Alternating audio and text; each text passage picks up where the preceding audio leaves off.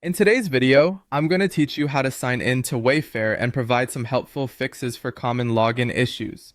So whether you're trying to spruce up your home with new furniture or simply need to check the status of your next delivery, let's make sure you can get into your account without a hitch.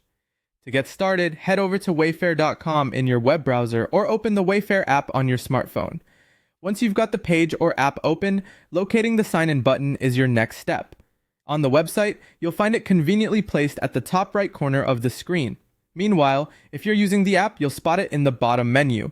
Give that button a tap or click and you'll be prompted to enter your email address and password. If you've linked your account with Google, Apple, or Facebook, you can also choose one of these options for a quick login. After entering your credentials, tap or click sign in, and just like that, you'll be redirected to your account dashboard.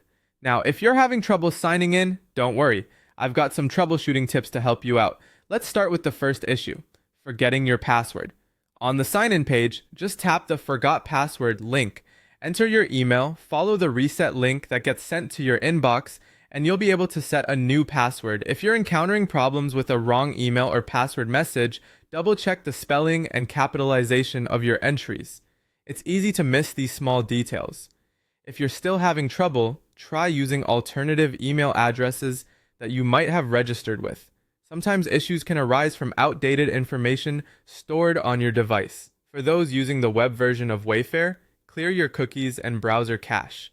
If you're on the app, make sure you have updated it to the latest version, as app updates often include necessary fixes. And remember digital security. Occasionally, Wayfair might perform a security check and send you a verification code. So don't forget to check your email and, if needed, your spam folder for any such code. Accounts can also get locked after too many failed login attempts. If this happens, it's best to wait a few minutes before trying again. Patience is key here. However, if you still can't sign in after trying all these suggestions, it might be time to reach out for some direct assistance.